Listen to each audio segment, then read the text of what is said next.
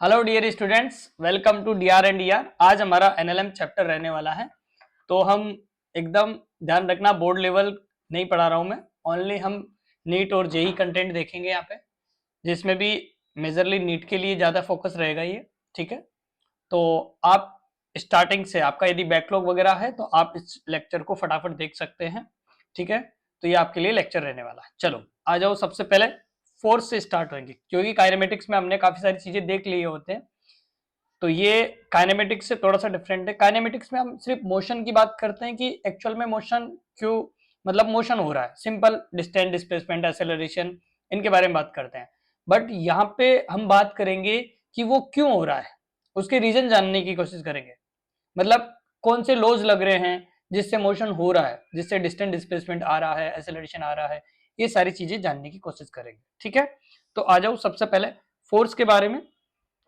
तो force basic, ये पूरी हिस्ट्री तो मैं बताऊंगा नहीं आपको, बट ये सबसे पहले फोर्स के बारे में देखो, फोर्स क्या है एक्चुअल में। ठीक है, तो फोर्स किसी भी चीज को पुल और पुश करना, या फिर उसका चेंजेस, मतलब उसके स्टेट में चेंज लाना। मतलब स्टेट मतलब जैसे लाइक स्टेट, ऐसा नहीं स्टेट कोई दूसरा स्टेट, लाइक स्टेट का मतलब है उसकी कंडीशन एक तरह से। लाइक वो कोई चीज रेस्ट में है तो वो रेस्ट में है। अब वो मान लो रेस्ट से मोशन में आ जाए, तो इसके पीछे कुछ ना कुछ चेंजेस आया, उसकी स्टेट में चेंज आया। पहली स्टेट क्या आती है आपकी, रेस्ट। दूसरी स्टेट क्या है, मोशन। तो रेस्ट से मोशन में जाना एक तरह से। ओके, या फिर मोशन से रेस्ट में आ जाना। लाइक किसी भी बस वगैरह को देखा होगा आपने, बस चल रही है, अचानक बस स्टॉप आ गया तो उसको रेस्ट में आना पड़ा। ठीक है, तो उसने अपनी एक स्टेट चेंज की, मोशन से रेस्ट में आया। मान लो कोई भी बस स्टार्ट हो रही है बस स्टैंड से, तो वो पहले रेस्ट पे थी, खड़ी थी, उसके बाद में वो चलना स्टार्ट हुई। चलना स्टार्ट हुई इसका मतलब वो अपना स्टेट चेंज की, रेस्ट टू मोशन में गई। तो अब ये रेस्ट से मोशन या मोशन से रेस्ट में जाना directly without any force directly possible नहीं है। मतलब इसमें कुछ ना कुछ फोर्स लगेगा ही लगेगा। ठीक है, तभी वो स्टेट चेंज हो सकता है। तो किसी भी चीज को पुश करना या पुल करना, वही आपका फोर्स है, या फिर ये स्टेट चेंज करता है एक तरह से। ओके, चलो तो बेसिक डेफिनेशन ध्यान रखना, फोर्स किसको बोलते हैं। ओके, अच्छा, फोर्स की जो इफेक्ट्स है, यहाँ पे इफेक्ट्स की बात कर लेते हैं कि फोर्स लगने से क्या क्या इफेक्ट आते हैं। तो फोर्स लगने से हो सकता है स्पीड चेंज हो जाए उसकी, हो सकता है उसकी डायरेक्शन चेंज हो जाए, हो सकता है दोनों चेंज हो जाए, मतलब स्पीड भी और डायरेक्शन भी। ठीक है, या हो सकता है उसकी शेप और साइज दोनों चेंज हो जाए। ठीक है, लाइक मान लो आपको एकदम सीधा सीधा जाना था, आप 10 की स्पीड से जा रहे थे, आपको 15 की स्पीड किया, मान लो स्पीड, तो स्पीड में चेंज किया, तो वहां पे फोर्स की रिक्वायरमेंट रहेगी। आपको 10 की स्पीड से इधर जाना था, लेकिन आपको वापस नॉर्थ में जाना था, पहले ईस्ट में जा रहे थे, अब नॉर्थ में जाना है आपको, तो भी आपको ईस्ट में और नॉर्थ में और सेम स्पीड से जाना है, लेकिन आपको डायरेक्शन चेंज करनी है, तो भी फोर्स की रिक्वायरमेंट रहेगी।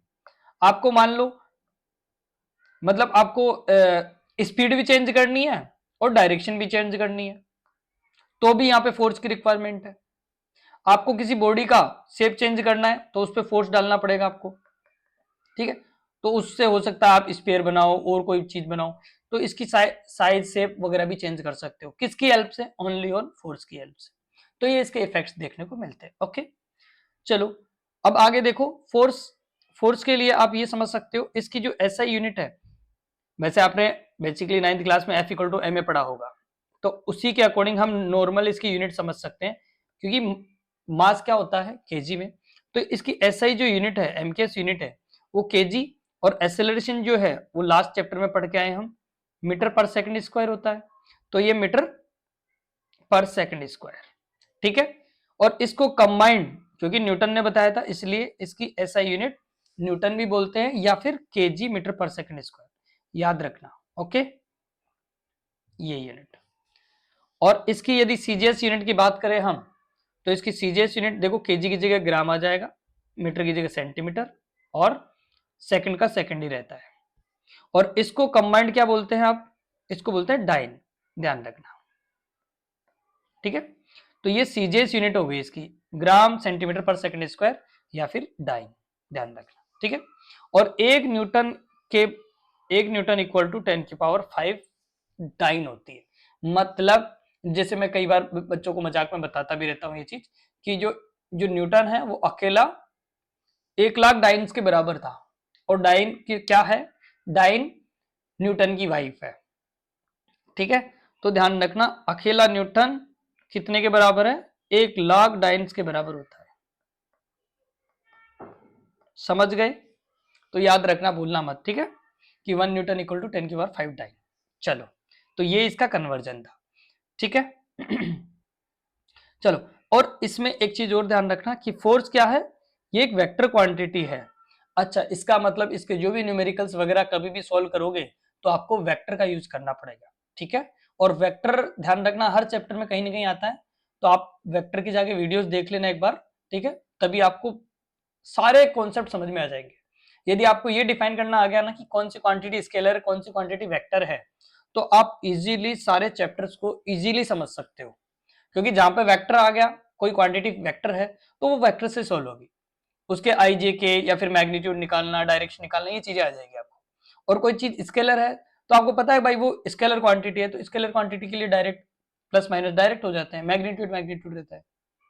तो फोर्स ध्यान रखना हमेशा वेक्टर क्वांटिटी है, वेक्टर क्वांटिटी तो मतलब वेक्टर वाले लॉज लगेंगे, ठीक है। तो वेक्टर जैसे यहाँ पे हैं कुछ एग्जाम्पल, ठीक है, जैसे ये 40 न्यूटन लग रहा है लेकिन 37 डिग्री पे, ठीक है। तो ये 37 क्या दिखा रहा है एक्चुअल में, कि 37 हॉरिजॉन्टल से 37 डिग्री पे फोर्स लग रहा है, मतलब इसकी डायरेक्शन दिखा रहा है, ध्यान रखना ये इसकी डायरेक्शन दिखा रहा है कि 40 न्यूटन फोर्स है, ये इसका मैग्नीट्यूड हो गया और ये इसकी डायरेक्शन हो गई कि 37 फ्रॉम हॉरिजॉन्टल ये फोर्स लग रहा है, ओके। चलो,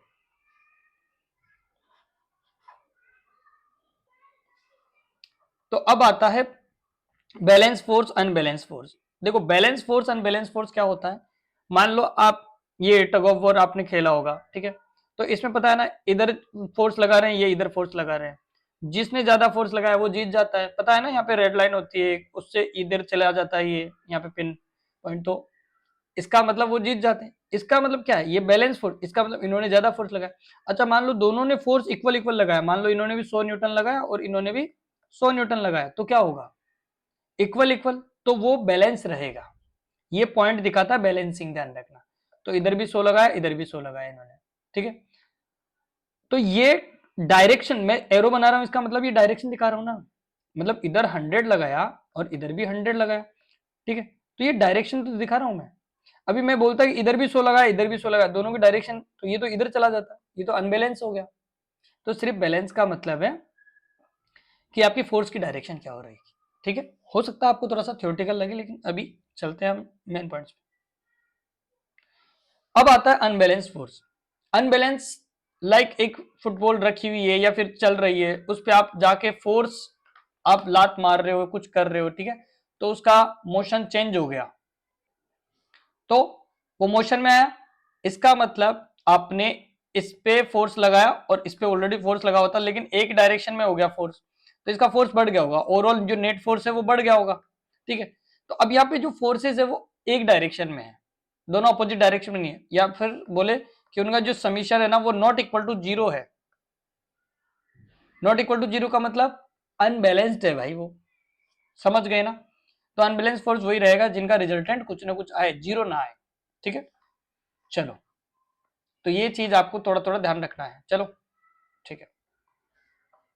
अब देखो इसके अंदर Newton first law of motion, ठीक है, और इनर्शिया, लॉ ऑफ इनर्शिया भी बोलेंगे फर्स्ट लॉ को, ठीक है, कि लॉ ऑफ इनर्शिया बोल दिया, फर्स्ट लॉ ऑफ इनर्शिया बोल दिया, न्यूटन फर्स्ट लॉ बोल दिया, बात एक ही तीनों का ध्यान रखना, ठीक है। तो इस लॉ में सबसे पहले देखो न्यूटन ने 3 लॉ दिए, सबको पता है, बट एक्चुअल में हम थोड़ा सा डिटेल में जानेंगे क्या क्या इन तीनों का मतलब क्या होता है, ठीक है। ये थ्योरेटिकल है, इसमें एक इक्वेशन आती है, और ये थ्योरेटिकल है, तो दो तो थ्योरेटिकल है और एक मतलब इक्वेशन वाला है जो हमारा सबसे ज्यादा काम आने वाला है, ठीक है। तो सबसे पहले आ जाओ फर्स्ट लॉ पढ़ते हैं। तो फर्स्ट लॉ के अकॉर्डिंग इसको लॉ ऑफ इनर्शिया भी बोलते हैं। इन्होंने ये बोला था फर्स्ट लॉ में कि यदि बॉडी रेस्ट में है तो वो रेस्ट में ही रहना चाहेगी, और कोई बॉडी मोशन में है तो वो मोशन में ही रहना चाहेगी, ध्यान रखना, जब तक कि उस पर कोई एक्सटर्नल फोर्स ना लग जाए। मतलब मान लो कोई ऑब्जेक्ट 10 से चल रहा है ना, तो वो 10 से ही चलता रहेगा। या फिर मान लो यहाँ आपके आसपास आपकी टेबल पे एक कोई कप रखा हुआ है, तो वो कप रखा ही रहेगा, रेस्ट में है, वो रखा ही रहेगा जब तक उस पर कोई एक्सटर्नल फोर्स आके नहीं उठाएगा। मतलब आपका जो आपका हाथ है जाके उठाएगा नहीं उसको, मसल्स फोर्स उस पर फोर्स नहीं लगाएगी, जब तक वो मोशन में नहीं आएगा।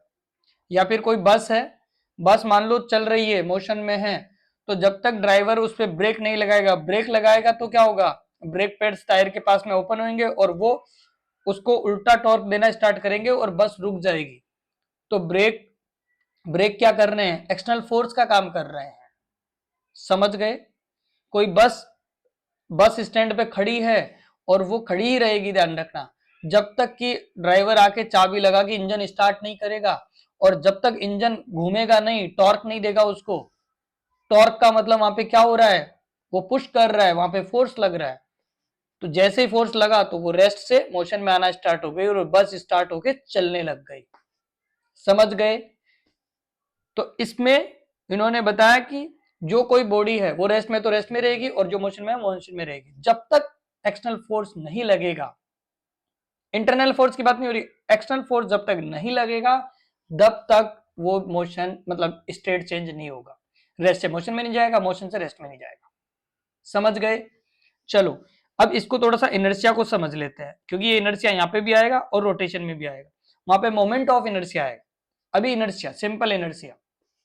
ठीक है, तो इनर्शिया एक ऐसी प्रॉपर्टी है जो मास को रिलेट करती है एक तरह से।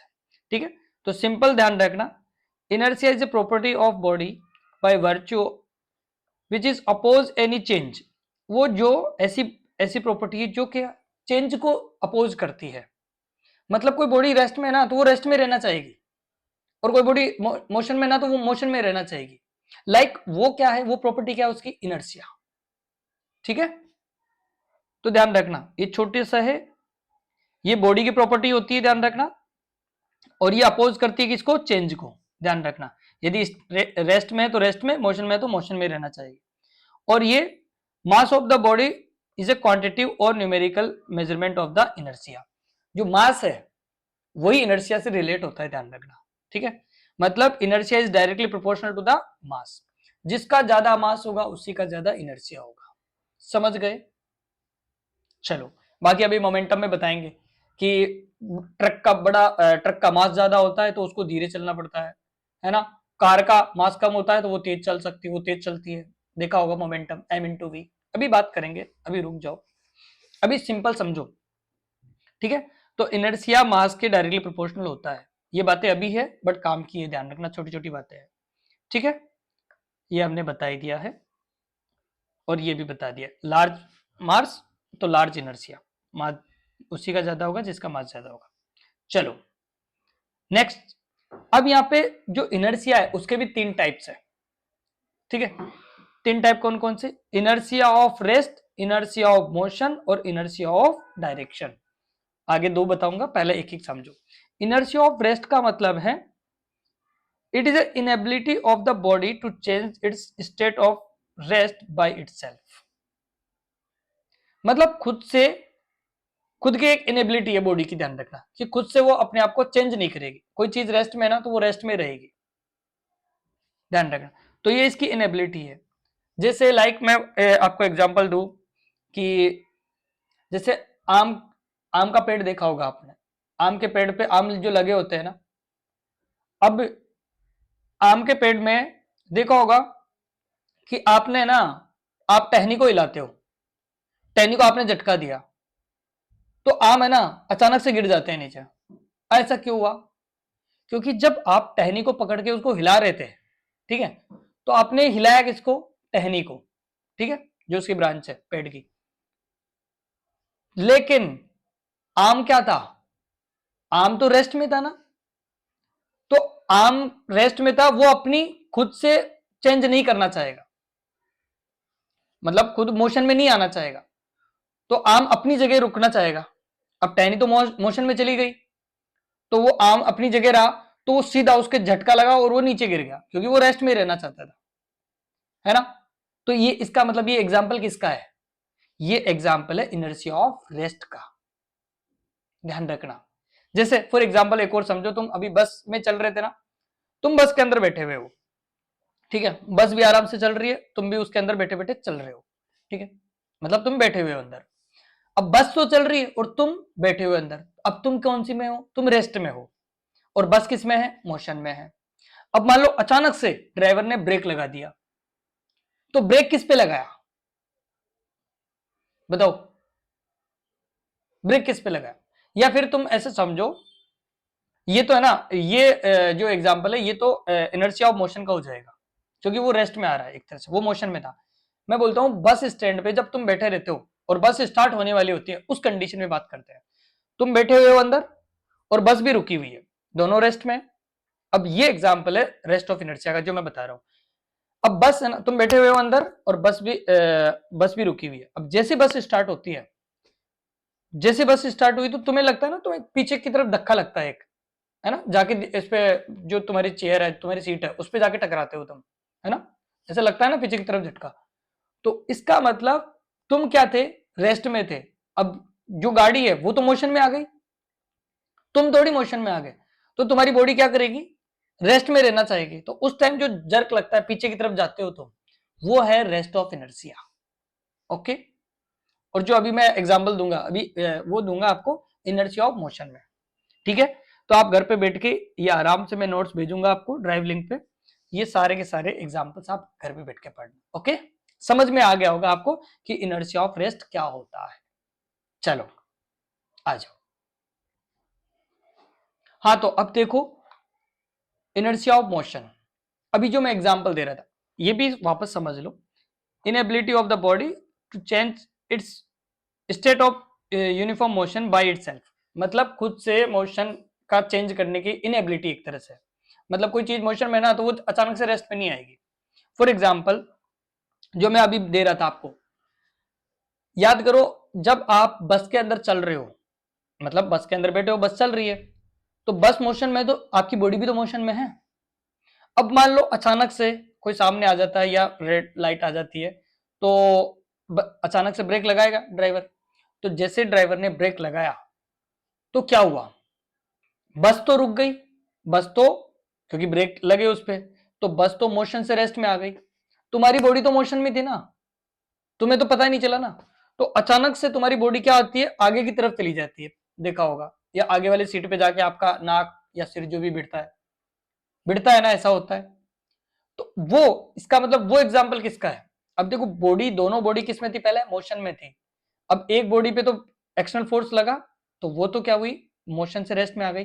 लेकिन आपकी जो बॉडी थी उसको थोड़ी पता था, वो तो मोशन में ही थी। तो अचानक से ना आप आगे जाके भिड़ते हो, है ना, आगे वाली सीट पे, तो वो एग्जाम्पल है आपका इनर्शिया ऑफ मोशन का। समझ गए, समझ गए ना भाई। चलो अब आता है एक एक और एग्जाम्पल, बाकी के पॉइंट्स आप पढ़ना, काफी अच्छे अच्छे हैं, ठीक है।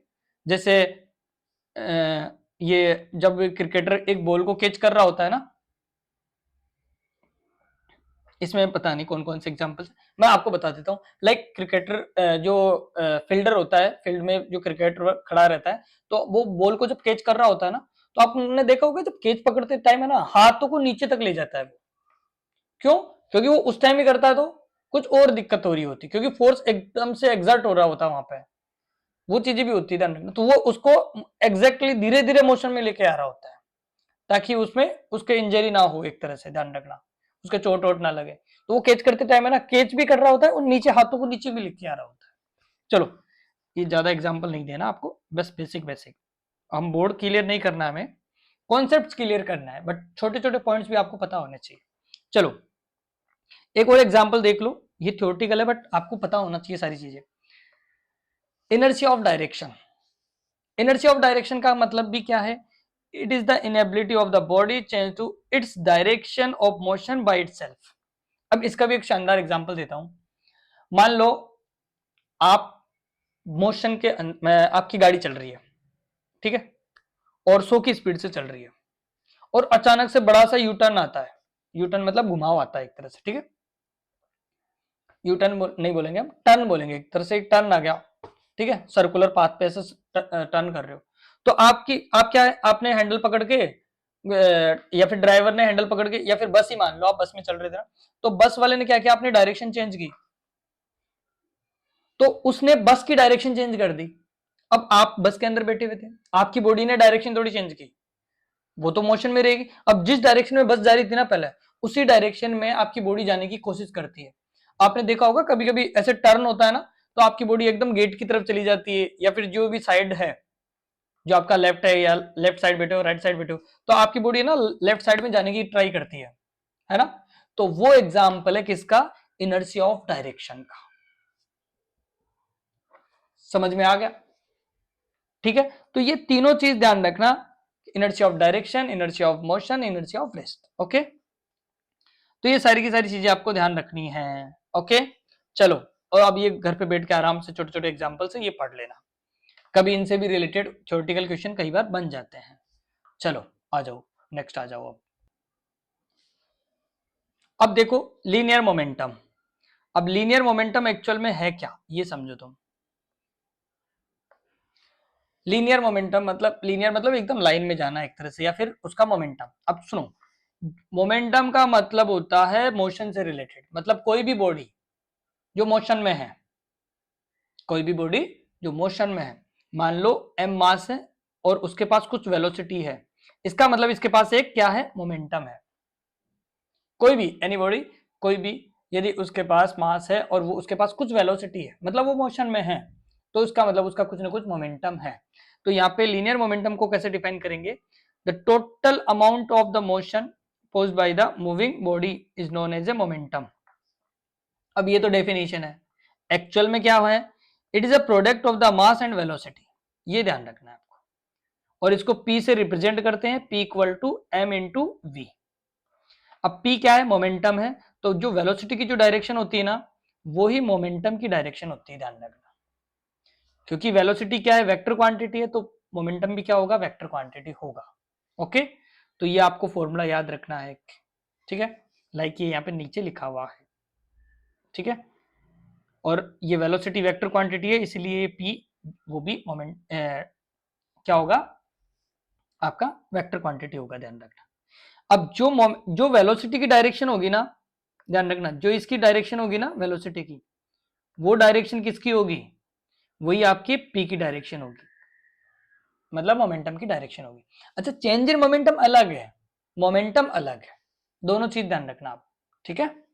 चलो, अभी मोमेंटम पढ़ रहे हैं, फिर चेंज इन मोमेंटम पढ़ेंगे, दोनों अलग है, ध्यान रखना, अभी बताऊंगा दोनों में डिफरेंस।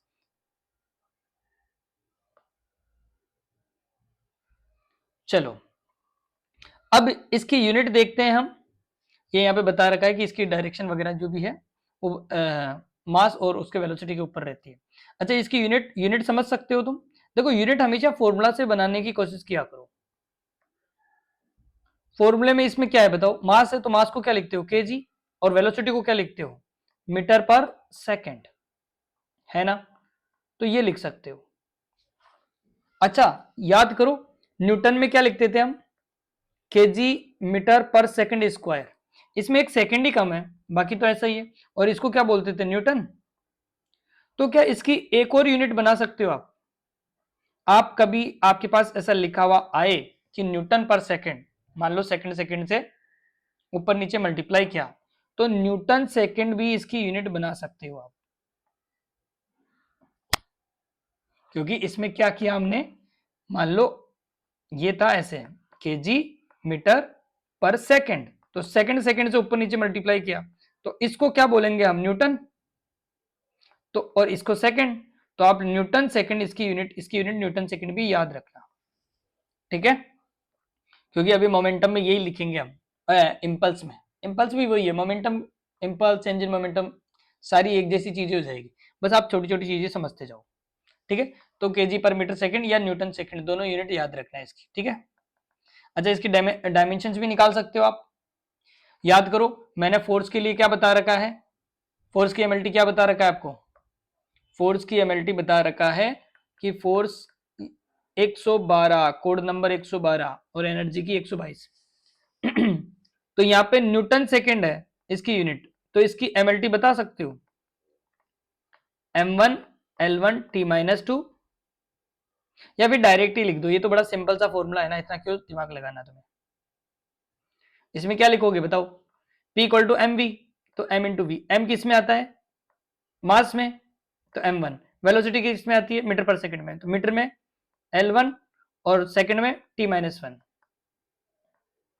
समझ गए, तो ये इसकी MLT हो जाएगी। ओके चलो अब एक क्वेश्चन करते हैं, तुम्हारे सामने एक क्वेश्चन है यहाँ पे, पहले एक क्वेश्चन करते हैं, फटाक से कोशिश करो, एक बार ट्राई करो। तो आपको सिर्फ मोमेंटम बताना है, 5 kg दे रखा है और वेस्टवर्ड जा रहा है 2 मीटर पर सेकंड से। तो मोमेंटम सिंपल क्या होता था, m इंटू वी, याद करो, जो वेलोसिटी की डायरेक्शन वही इसकी डायरेक्शन। तो आप सिंपल यहाँ पे लिखोगे कि sir P equal to m into V, और m कितना है 5 kg, और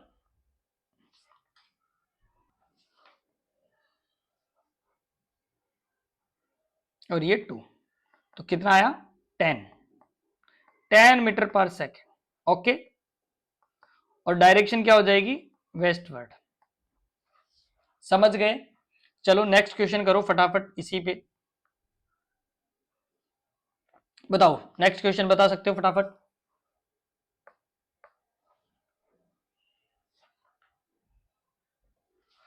तो अब देखो इसके अंदर 2 kg दे रखा है, मास दे रखा है और वेलोसिटी दे रखी है आपको। तो आपको मोमेंटम पता है P equal to P vector होता है, ध्यान रखना, m इंटू वी। तो m है आपका 2 और वेक्टर है आपका 2i cap plus 3j cap plus k cap. तो फाइनल आंसर क्या आ जाएगा, 4i cap plus 6j cap plus 2k cap. ठीक है, ये आपकी वेक्टर क्वांटिटी हो गई। ठीक है, अब मान लो आपको मैग्नीट्यूड भी निकालना है इसका, तो आपको वेक्टर आना चाहिए। वेक्टर में याद करो, ए वेक्टर इक्वल टू क्या होता था, ए एक्स आई कैप, ए वाई जे कैप, ए जेड के कैप। याद दिला रहा हूं, नहीं याद है तो जाके वीडियोस देख लेना। A magnitude equal to root of A X का स्क्वायर, ए वाई का स्क्वायर, ए जेड का स्क्वायर। पता है ना, आई जे के में होता था तो डायरेक्ट ही है, और जेड नहीं होता था तो आप जेड को उड़ा देते थे, ए एक्स का स्क्वायर ए वाई का स्क्वायर ही लिखते थे। याद आया थोड़ा, तो यहाँ पे इसका मैग्नीट्यूड भी लिखना है आपको, तो वो भी लिख सकते हो। क्या लिखोगे, 4 का स्क्वायर, 6 का स्क्वायर, 2 का स्क्वायर। समझे, तो कितना लिख दोगे बताओ, रूट ऑफ ये 16, 36 और 4, तो रूट ऑफ 56। ठीक है, चलो अब देखो चेंज इन मोमेंटम। देखो पहले मोमेंटम अलग था, चेंज इन मोमेंटम अलग है। मैं फिर बोल रहा हूं, सिर्फ आपको मोमेंटम पूछे तो सिर्फ m इंटू वी, वेलोसिटी की डायरेक्शन, मोमेंटम की डायरेक्शन। अब आता है change in momentum. Change in momentum को हम बताएंगे कि एक्चुअल में उसके मोमेंटम में कितना चेंज आया। अब हो सकता है कुछ ना कुछ चेंज हुआ तभी तो हुआ होगा, अब मास तो चेंज होगा नहीं, हो सकता है मास भी चेंज हो जाए, है ना, या फिर वेलोसिटी में कुछ ना कुछ चेंज आया हो, वेलोसिटी के मैग्नीट्यूड में चेंज आया हो, या वेलोसिटी की डायरेक्शन में चेंज आया हो, कुछ ना कुछ तो हुआ है तभी तो चेंज आएगा भाई। नहीं तो ऐसे एक मैं बोलूं कि 1 kg का मास 10 की स्पीड से चल रहा है तो चल रहा है, अब उसका चेंज कितना, कुछ होगा ही नहीं, यूनिफॉर्म वेलोसिटी से चल रहा है, मास कांस्टेंट है, तो कुछ चेंज मोमेंटम उसमें आएगा ही नहीं। लेकिन मान लो सीधा जाके वापस पलट के आ रहा है, इसका मतलब मोमेंटम आया, चेंज इन मोमेंटम आया है कुछ। फॉर एग्जाम्पल देखो, चेंज इन मोमेंटम का सिंपल सी बात है, दो मोमेंटम्स के बीच का डिफरेंस एक तरह से चेंज को दिखाएगा final momentum minus initial momentum. Change को देखेंगे हम डेल्टा से दिखाते हैं, याद है ना, स्मॉल चेंज को डी से दिखाते थे जिसमें डिफरेंशिएशन में यूज करते थे, याद है ना, डीपी। डीपी मतलब स्मॉल चेंज इन मोमेंटम, और डेल्टा का मतलब बड़ा चेंज। ओके, बेसिक में इसमें आपको सिखाया ये चीज। तो चेंज इन मोमेंटम का मतलब है डेल्टा पी, वो पी था, ये डेल्टा पी है। डेल्टा पी का मतलब final momentum minus initial momentum. ठीक है, और ये भी ध्यान रखना वेक्टर क्वांटिटी ही रहता है। ठीक है, तो आओ देखते हैं। फॉर एग्जाम्पल मैं एक छोटा सा एग्जाम्पल लेता हूं, ठीक है,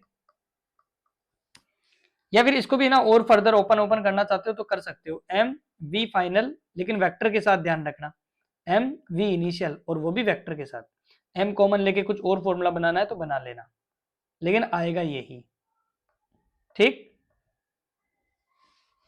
फॉर एग्जाम्पल मैं यहाँ पे आपको एक एग्जाम्पल दे रहा हूं कि मान लो एक दीवार है और दीवार पे एक एक छोटा सा मास है 1 kg का, ठीक है, और वो 10 की स्पीड से गया इधर, 10 मीटर पर सेकंड से गया, और टक्कर के बाद में यहां पे गया, टक्कर हुई, टक्कर के बाद में वापस इधर आया, उसका मास तो वही है अभी भी, और इसकी जो स्पीड थी ना वो 10 मीटर रही अभी भी, स्पीड में कोई चेंजेस नहीं आया, और मास अभी भी वही, मास तो वही था, मास तो कांस्टेंट था।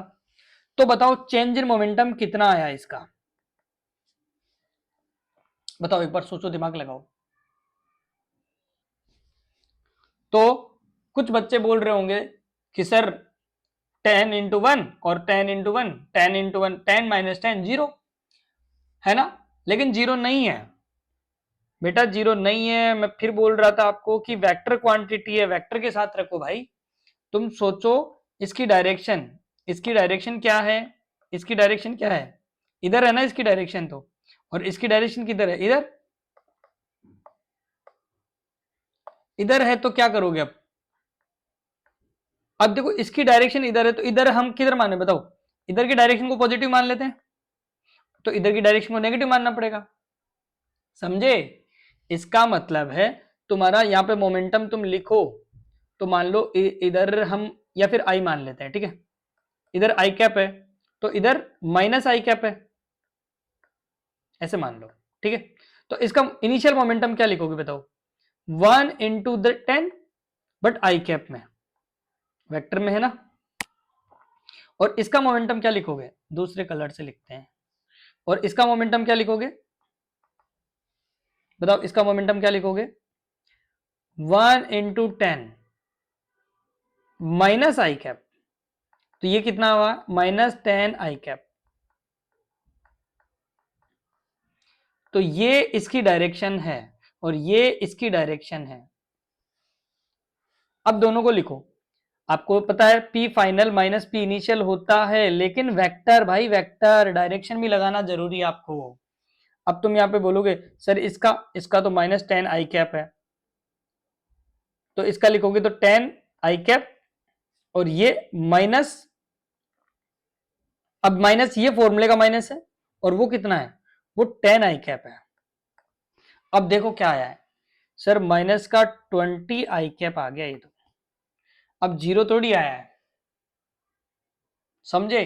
चलो मैं उसको है ना डायरेक्शन वायरेक्शन से नहीं, ऐसे सिंपल तरीके से समझाता हूं, और भी तरीके से, कि ये वेक्टर भी ना समझो तुम, ऐसे भी ना समझो ना, तो तुम इतना सा ध्यान रखना कि मान लो आप इधर की डायरेक्शन में देख रहे हो ना, इधर की डायरेक्शन में, तो ये क्या हुआ, 1 kg 1 × 10, तो 10 लिखोगे, ये लो भाई 10 लिख दिया आपने। और अब इसकी डायरेक्शन देखो, डायरेक्शन अलग है ना, सेम डायरेक्शन में होता तो आप डायरेक्ट माइनस कर देते, लेकिन इसकी डायरेक्शन उल्टी है, इसकी डायरेक्शन को आप पॉजिटिव मान रहे हो तो इसकी को नेगेटिव मानना पड़ेगा, तो माइनस तो फॉर्मूले का, और फिर माइनस का 10 लिखना पड़ेगा आपको, समझे। तो 10 और 10, क्योंकि डायरेक्शन की वजह से आ गया ना इसका, ये उल्टी डायरेक्शन में था 10, इसका मोमेंटम इसका इस डायरेक्शन में था, तो यहां पे आया 20। मोड की भी बात करो तो आप ध्यान रखना। और आप जो जीरो बोल रहे हो ना, कुछ लोग बोल रहे हैं जीरो, अरे final moment change in momentum zero, मतलब इसका मतलब तो ये हुआ कि दीवार पे जाके ये टकराई और टकरा के रुक गई वहीं पे, ऐसा थोड़ी हुआ है, अरे टकरा के वापस आ रही है भाई, इसका मतलब वापस आ रही है, इसका मतलब मोमेंटम तो है उसके पास, तो चेंज इन मोमेंटम तो कुछ ना कुछ तो है, समझे। हाँ, अभी ऐसा होता कि 10 की स्पीड से जा रहा है और 1 kg है, और फिर थोड़ी देर बाद में है ना, वो मान लो किसी लिक्विड में भी जा रहा है, ऐसे किसी लिक्विड में जा रहा है, ठीक है, और अभी भी उसकी स्पीड है ना 10 ही है, और 1 kg है अभी भी, तो अभी डायरेक्शन दोनों की सेम है, तो यहां पे क्या लिखोगे, 10 - 10 जीरो, यहां पे जरूर जीरो लिख सकते हो तुम, ठीक है। चलो ध्यान रखना है ना, डायरेक्शन का ध्यान रखना है। चलो एक क्वेश्चन, हाँ भाई देखो, क्वेश्चन ढंग से पढ़ो, और उसके बाद में जो डेटा दे रखा है ना वो देखो, डेटा दे रखा है इतना वेट है, ये वेलोसिटी है 45 एंगल विथ ओरिजोनटल, ओके, और बॉल रिबाउंड होती है 90 पे, okay, in the direction of incidence, incidence से 90 पे रिफ्लेक्ट हो रही है वो, रिबाउंड हो रही है। Calculate the magnitude of change in momentum. चलो पहले तो सबसे पहले डायग्राम बनाने की कोशिश करो, ठीक है, कि ऐसे एक दीवार टाइप मान लो, ठीक है। अब इसके अंदर जो बॉल आ रही है वो हॉरिजॉन्टल से ऐसे आ रही है, ठीक है, और फिर ऐसे रिफ्लेक्ट होके जा रही है, ठीक है। अब वो कितने पे जा रही है, यहां पे 45 है, 45, और टोटल है ना, टोटल वो 90 है, मतलब ये टोटल 90 है आपका। इसका मतलब इधर भी 45 पे ही वो जा रही है, तभी तो 45 होगा, टोटल दोनों के बीच में 90 है। तो यहाँ पे ध्यान रखना, इंसिडेंस हुई थी बॉल, बॉल मान लो एक, ठीक है, जिसका कुछ ना कुछ मास है, और फिर वो रिफ्लेक्ट हो रही है इधर की साइड में, रिबाउंड हो रही है, ठीक। अच्छा, इस टाइम इसकी जो वेलोसिटी थी वो 25 थी, ठीक, और जाते टाइम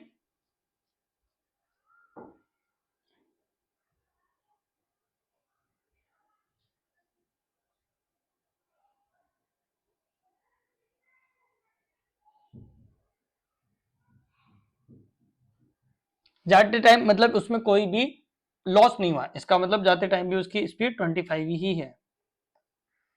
अब बताओ चेंज इन मोमेंटम बताओ कितना होगा, ठीक है। तो चेंज इन मोमेंटम, अब देखो मैंने अभी अभी बताया कि चेंज इन मोमेंटम, अब इसका कैसे करोगे, ये तो दो डायरेक्शन में है, दो डायरेक्शन में है, तो आपको इसके कंपोनेंट्स बनाने पड़ेंगे आपको अलग अलग, ठीक है। कैसे बनाओगे कंपोनेंट, देखो आपको पता है इधर x में है और इधर y में है, तो y में अलग ले लो, x में अलग ले लो। कैसे, मतलब डेल्टा p x इसमें निकाल लो और डेल्टा p y में निकाल लो, देन इसके बाद में कैलकुलेट कर लो। अब बताओ इसका मैं कंपोनेंट करूं पहले वाले का, तो इधर है 25 से, तो इसका हॉरिजॉन्टल कंपोनेंट क्या आएगा बताओ, ये 45 है तो ये भी 45 ही होगा, इधर वाला भी 45 ही होगा, तो 25 और मास कितना है m मान लो, इसकी वेलोसिटी भी v मान लो, बाद में वैल्यूज रख देंगे, है ना। तो इसका बताओ, क्या आप ऐसे लिखोगे m into V cos theta, और इधर m into V sine theta, ठीक है। और नीचे वाले के फाइनल, ये इनिशियल था, फाइनल लिखो, फाइनल लिख दो। फाइनल कैसे लिखोगे, ये आपकी बॉल ऐसे जा रही थी और वो 45 है, तो यहां पे भी आपका ये 45 ही रहेगा, है ना। ये 45 रहेगा, तो इसका मतलब इधर 45 है, तो ये आ जाएगा आपका एम वी कॉस थीटा, और इधर आएगा एम वी साइन थीटा। अब x वालों को अलग कैलकुलेट कर लो, y वालों को अलग कैलकुलेट कर लो। अब देखो मैं बोल रहा हूं डेल्टा पी एक्स, क्या लिखूं मैं, तो मैं लिखूंगा P x final minus P x initial, है ना। और ऐसे ही डेल्टा पी वाई में क्या लिखूंगा, P Y final minus P Y initial. अब इनकी वैल्यू रख लो। अब देखो इनिशियल इसकी, पहले डेल्टा इसकी बात करें हम एक्स की, तो देखो एक्स में क्या हो रहा है, एम वी कॉस्टेटा इनिशियल है और M V sine theta final है, बट इसकी डायरेक्शन ये है, इसकी डायरेक्शन ये है, ओके। तो प्लस माइनस करके आपको लिखना पड़ेगा। तो मान लो इस डायरेक्शन को मैं पॉजिटिव मान लेता हूं, तो बताओ क्या लिखोगे आप लिखोगे M V cos theta minus, और फिर वापस minus M V cos theta. ये क्यों लिखा, क्योंकि ये वाली वैल्यू थी, ये आपकी ये वैल्यू थी एम वी कॉस थीटा, उसके बाद में आपने माइनस, अब इस डायरेक्शन को मैंने पॉजिटिव माना तो इसको नेगेटिव मानना पड़ेगा, तो इसका मैं साइन चेंज करके लिखूंगा यहाँ पे माइनस फॉर्मूले का, और ये minus M V cos theta. तो आपका फाइनल यहां से कितना आया, यहां से फाइनली आपका आ गया रिजल्टेंट माइनस माइनस प्लस हो गया एक तरह से, ठीक है। तो 2mv cos थीटा, ये डेल्टा px आ गया, ओके। आ गया ना, इसका मतलब जो भी डायरेक्शन के साथ आपका मोड आ गया आपका। अब इसमें वैल्यू डाल देना आप। हम बात करें इसकी, तो इसमें देखो, इसमें क्या रखोगे तुम, वाई डायरेक्शन में देखो, तो वाई डायरेक्शन में पी फाइनल ये है और पी इनिशियल ये है।